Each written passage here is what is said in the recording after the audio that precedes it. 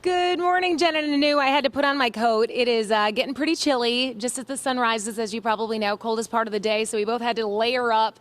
It's getting kind of cold, and not all plants can survive the cold. As beautiful as it's getting during the day, not everything can survive those plummets at night, but there are some things we can plant now, and Rick Vespa is here to tell us what they are.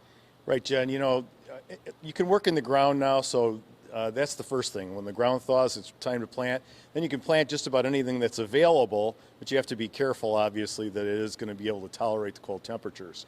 Our permanent plants are the structure of the garden: spirea, evergreens, of course, ever popular hydrangea here, azaleas. Those things can go in the ground pretty safely right now. Okay, because I would be nervous about some of the flowering plants that they might wilt when those temperatures drop. Most of these have been hardened off, so they're going to tolerate the cold temperature, so I wouldn't worry about that too much. Now, this one in the middle right here, it looks kind of like a cross between a fern and a flower. You said that's actually a really hot item right now. Yeah, very popular, the boxwood. Oh, there it is, just a fern. Sizes. This is a small one, but people use these for hedges around walkways, and even in some pots, actually.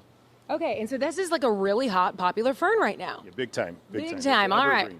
All right, if you want the trendy lawn or trendy front yard, you got to grab one of these. Okay, so moving on. So these are kind of the staples, the Right. plants that will probably survive year-round to some extent. They will survive year-round. That's the structure of the garden. Then we go to our perennials, which are plants that come up every year. They die back in the fall, but they'll come up again in the spring.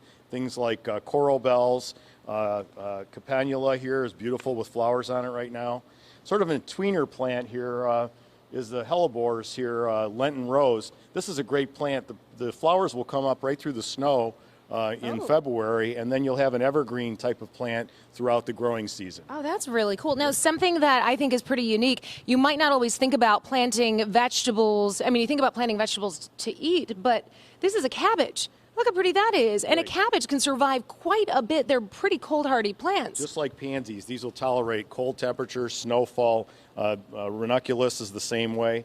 Very, very hardy plants. Some of your cold crops like cabbages and lettuce also can go in the ground. Yeah, there are so many tips, so many things you can do with your garden right now, and even spice it up, change it up a little bit if you are doing the same thing every year, kind of stuck in a rut. You can stop by in English Gardens. There are 6 locations specifically on Thursday. They've got an event with different stations where they're going to help show you how you can change things up or learn how to do something you haven't done before. So 6 locations, English Gardens. Stop by anytime, and they've got incredible experts like Rick.